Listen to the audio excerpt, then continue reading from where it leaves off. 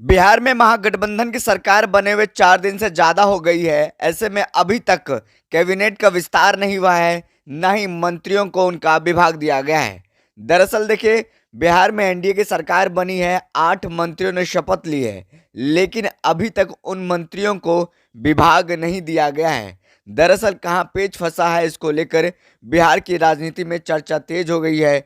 बताया जा रहा है कि सीएम नीतीश कुमार के पास जो गृह मंत्रालय है, वो गृह मंत्रालय भाजपा के द्वारा मांगा जा रहा है। दरअसल पिछले कार्यकाल में भी जिस तरह से बिहार में अपराध को लेकर के लगातार नीतीश कुमार पर सवाल उठते रहे हैं, तो भाजपा बार बार बिहार के मुख्यमंत्री नीतीश कुमार से गृह मंत्रालय छोड़ने की मांग करता रहा है।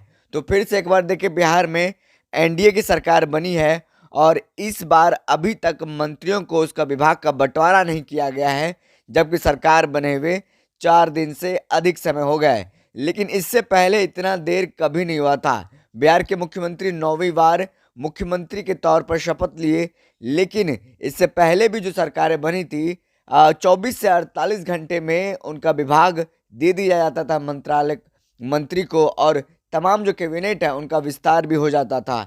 लेकिन इस बार ऐसा पेच फंसा है, ना तो बीजेपी की तरफ से क्लियर हो पा रहा है, ना ही जदयू की तरफ से क्लियर हो पा रहा है। जो अंदर खाने की खबर चल रही है, भाजपा लगातार सीएम नीतीश कुमार पर दबाव डाल रही है, गृह मंत्रालय छोड़ दे, यानी कि उनके पास जो गृह मंत्रालय है वो भाजपा के कोटे के मंत्री को दे दिया जाए।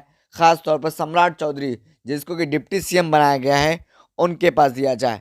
तो सवाल है कि कब तक ये मामला क्लियर होगा।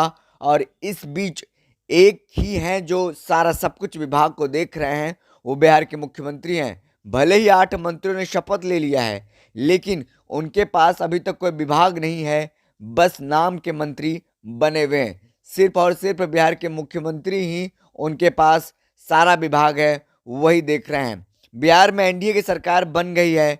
सरकार के बनने के साथ ही कुछ मंत्रियों ने तो मुख्यमंत्री नीतीश कुमार के साथ ही मंत्री पद की शपथ ले ली थी, लेकिन अन्य लोगों को मंत्रिमंडल में जगह कब मिलेगी, इस सवाल के जवाब के लिए मंत्री पद के दावेदार नेताओं की बेचैनी बढ़ी हुई है। खासकर जदयू कोटा के मंत्रियों को लेकर आंखी पेच कहां फंसा है, इसको लेकर कई लोग सवाल पूछ रहे हैं। बता दें, जदयू की तरफ से नीतीश कुमार के साथ विजय चौधरी, विजेंद्र यादव, श्रवण कुमार ने मंत्री पद की शपथ ली थी, लेकिन जेडीयू विधायकों को लेकर अब तक तस्वीर साफ नहीं हुई है। ऐसे में जो पिछली सरकार में मंत्री थी, उनके दावेदारी को लेकर संशय के बादल मंडरा रहे हैं।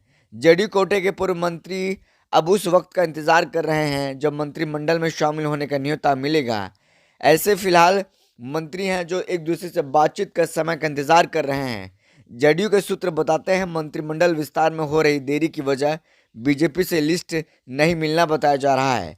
दरअसल बीजेपी को यह तय करने में मुश्किल आ रहा है कि मंत्रिमंडल में किन्हें जगह दी जाए और किन्हें ना दी जाए। दरअसल बिहार में जातिगत गणना के बाद मंत्रिमंडल के अंदर भी जाति समीकरण साधना बेहद महत्वपूर्ण है, क्योंकि कुछ महीने बाद ही लोकसभा चुनाव है और मंत्रिमंडल विस्तार के बहाने बीजेपी अलग अलग जाति के वोटरों को बड़ा मैसेज देना चाहती है। बीजेपी ने सम्राट चौधरी और विजय सिन्हा को उप मुख्यमंत्री बनाया, ओबीसी और सवर्ण समाज को पहले ही मैसेज दिया है।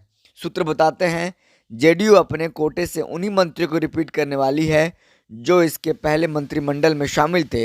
हालांकि हो सकता है कुछ मंत्रियों का विभाग बदला जाए, लेकिन इसी वजह से यह चर्चा है कि कुछ मंत्रियों को नीतीश कुमार लोकसभा चुनाव लड़ा सकते हैं और उनकी सीट पर लोकसभा चुनाव देखते हुए जाति गणना के बाद जाति समीकरण को भी सेट कर सकते हैं। बहरहाल जाति समीकरण लोकसभा चुनाव को लेकर एनडीए कोई जोखिम नहीं उठाना चाहती है, इसी वजह से देरी हो रहा है।